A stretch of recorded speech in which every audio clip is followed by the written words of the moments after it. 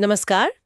आज हम एपीआई स्थापत्य शैलियों मतलब एपीआई आर्किटेक्चर स्टाइल्स पर बात कर रहे हैं। हमारे पास कुछ स्रोत हैं जो तीन मुख्य तरीकों रेस्ट, ग्राफक्यूएल और जीआरपीसी इनकी तुलना करते हैं। हमारा मकसद है इन तीनों के बीच के जो अहम फर्क हैं, उनकी ताकतें, कमजोरियां इनको समझना। ताकि ये पता चले कि भाई कौन सा तरीका किस सिचुएशन में किस जरूरत के लिए बेहतर है। बिल्कुल। और ये जानना भी काफी दिलचस्प है कि सही आर्किटेक्चर चुनने से किसी ऐप की रफ्तार, उसकी परफॉर्मेंस और डेवलपमेंट प्रोसेस पर कितना गहरा असर पड़ सकता है। सही बात है। तो चलिए शुरू करते हैं। सबसे पहले रेस्टफुल एपीआई से। ये तो मतलब काफी समय से चला आ रहा तरीका है। इसमें HTTP मेथड्स जैसे गेट, पोस्ट, पुट, डिलीट इनका इस्तेमाल होता है। हाँ, सर्वर पर जो रिसोर्सेज हैं उन तक पहुंचने के लिए। और डेटा आमतौर पर जेसॉन या XML फॉर्मेट में होता है।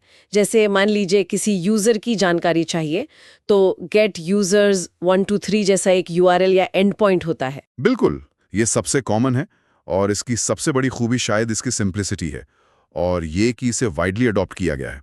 मतलब इसे इस्तेमाल करना आसान है। हाँ, और ये स्टेटलेस भी है। मतलब सर्वर हर रिक्वेस्ट को इंडिपेंडेंटली देखता है, उसे पिछली रिक्वेस्ट याद रखने की जरूरत नहीं होती। अच्छा। पर इसकी एक कह सकते हैं कमी भी है। अक्सर रेस्ट एपीआई जरूरत से ज्यादा डेटा भेज देते हैं। ओवरफेचिंग जिसे कहते हैं। हाँ, ओवरफेचिंग। मान लीजिए आपको सिर्फ यूजर का नाम चाहिए, पर एपीआई ने पूरा यूजर प्रोफाइल भेज दिया। ये बैंडविड्थ वेस्ट करता है, खासकर मोबाइल पर। और इसका उल्टा भी होता होगा, अंडरफेचिंग। बिल्कुल, कभी-कभी जरूरत से कम डेटा मिलता है, फिर क्लाइंट को और जानकारी के लिए दोबारा शायद एक और रिक्वेस्ट भेजनी पड़ती है। मतलब कई चक्कर लगाने पड़ते हैं सर्वर के। हाँ, इसीलिए इससे कई बार चैटी भी कहते हैं। छोटी-छोटी चीजों के लिए बार-बार बात करनी पड़ती है। लेकिन ये पब्लिक एपीआईज जैसे गिटहब, ट्विटर या सिंपल CRUD ऐप्स के लिए ठीक है। हाँ, उन केसेस में ये काफी अच्छा काम करता है। सामान्य माइक्रो सर्विसेज के लिए भी ठीक है। ओके। तो रेस्ट की ये सीमाएं हैं, खासकर डेटा फेचिंग को लेकर। यहीं पर शायद GraphQL आता है, एक अलग अप्रोच के साथ। बिल्कुल सही। ग्राफक्यूएल को आप समझ सकते हैं कि ये एपीआईज के लिए एक क्वेरी लैंग्वेज है, एक सवाल पूछने का तरीका। क्वेरी लैंग्वेज मतलब क्लाइंट सर्वर को बहुत स्पेसिफिक होकर बता सकता है कि उसे ठीक-ठीक क्या चाहिए, कौन-कौन सी फील्ड्स चाहिए। अच्छा। तो जैसे यूजर का सिर्फ नाम और उसके लेटेस्ट पोस्ट का सिर्फ टाइटल। हाँ, बिल्कुल वैसा ही। और ये सब एक ही रिक्वेस्ट में, अक्सर एक ही पोस्ट एंड पॉइंट पर हो जाता है। तो इसका मतलब हुआ कि नो ओवरफेचिंग, नो अंडरफेचिंग। एग्जैक्टली। और अगर कई तरह की रिलेटेड जानकारी चाहिए तो बार बार रिक्वेस्ट भेजने की जरूरत नहीं। नहीं, एक ही बार में काम हो जाता है। इससे नेटवर्क ट्रैफिक कम होता है। ये तो सुनने में फ्रंट एंड डेवलपर्स के लिए बहुत अच्छा लग रहा है, खासकर जैसे रिएक्ट या मोबाइल ऐप्स जो बनाते हैं। हाँ, ये फ्रंट एंड डेवलपमेंट को काफी तेज कर सकता है। उन्हें डेटा ठीक वैसे मिलता है जैसे उन्हें यूआई में दिखाना है। और इसका एक स्ट्रॉन्ग टाइप स्कीमा होता है। स्कीमा मतलब पहले से डिफाइंड होता है कि किस तरह का डेटा मिलेगा, क्या फील्ड्स होंगी, उनका टाइप क्या होगा। इससे गलतियों की गुंजाइश कम होती है। लेकिन इसके कुछ नुकसान भी होंगे। हाँ हैं। एक तो इसे सीखने में रेस्ट से थोड़ा ज्यादा टाइम लग सकता है। अच्छा। और सर्वर साइड पर कैशिंग थोड़ी मुश्किल हो जाती है रेस्ट के मुकाबले। HTTP कैशिंग सीधे काम नहीं करती तो कस्टम तरीके लगाने पड़ते हैं। और परफॉर्मेंस का क्या, अगर क्लाइंट बहुत कॉम्प्लेक्स क्वेरी भेज दे? वो एक रिस्क है। बहुत नेस्टेड या जटिल क्वेरीज सर्वर पर लोड डाल सकती हैं। इसलिए अक्सर क्वेरी डेप्थ लिमिटिंग जैसी चीजें करनी पड़ती हैं। फ्रंट एंड हेवी एप्स या कॉम्प्लेक्स डेटा वाले एपीआईज के लिए ज्यादा सूटेबल है। हाँ, बिल्कुल। ठीक है। अब आते हैं तीसरे ऑप्शन पर, GRPC। ये गूगल ने बनाया है। हाँ, गूगल का डेवलप किया हुआ है और ये रेस्ट और ग्राफक्यूएल से काफी अलग है। ये RPC यानी रिमोट प्रोसीजर कॉल पर बेस्ड है। RPC ये क्या होता है? रिमोट प्रोसीजर कॉल मतलब क्लाइंट सीधे सर्वर पर एक फंक्शन या मेथड कॉल कर सकता है, जैसे वो लोकल फंक्शन कॉल कर रहा हो। अच्छा, तो ये वेब एपीआई से अलग है। हाँ, इसका फोकस है high performance inter service communication पर। मतलब जब आपकी बैकएंड में कई माइक्रो सर्विसेज आपस में बात कर रही हो। और ये तेज कैसे है? ये दो मुख्य चीजों की वजह से तेज है।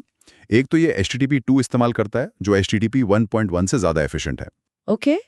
और दूसरा? ये डेटा के लिए जेसन या XML की जगह प्रोटोकॉल बफर्स यानी प्रोटोबफ इस्तेमाल करता है। प्रोटोबफ वो क्या है? प्रोटोबफ एक बाइनरी सीरियलाइजेशन फॉर्मेट है।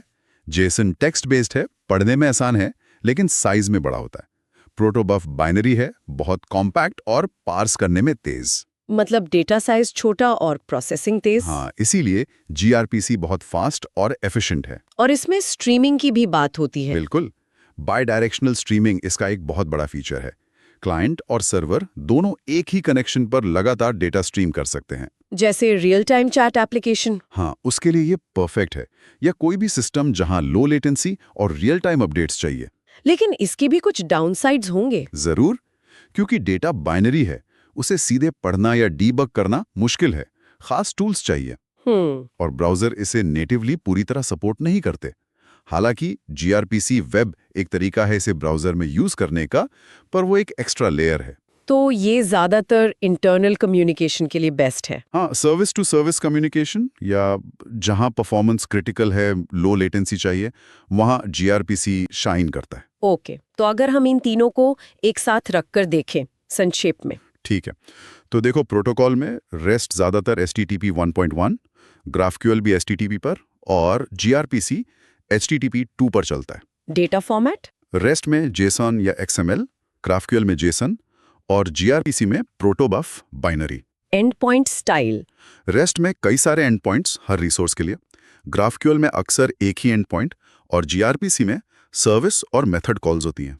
Fetching efficiency?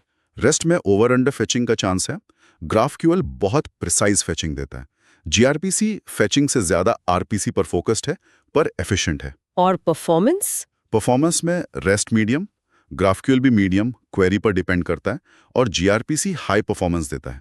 स्ट्रीमिंग? रेस्ट और ग्राफक्यूएल में नेटिव स्ट्रीमिंग नहीं है, कुछ वर्कअराउंड्स हो सकते हैं। जीआरपीसी में built in by directional streaming है। और ब्राउजर सपोर्ट?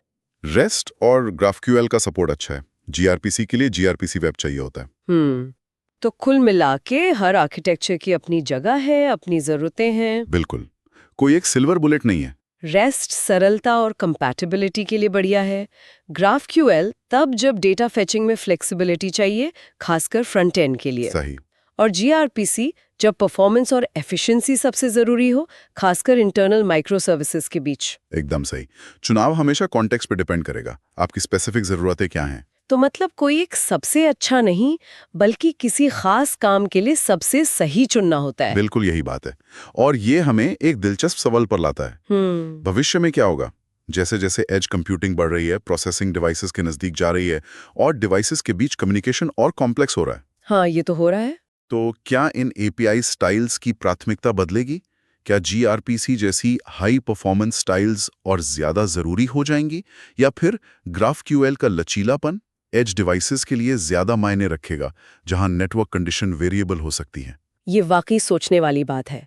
शायद हमें भविष्य में इन तीनों का एक हाइब्रिड मिक्स देखने को मिले। हो सकता है। ये देखना दिलचस्प होगा कि इंडस्ट्री किस तरफ जाती है।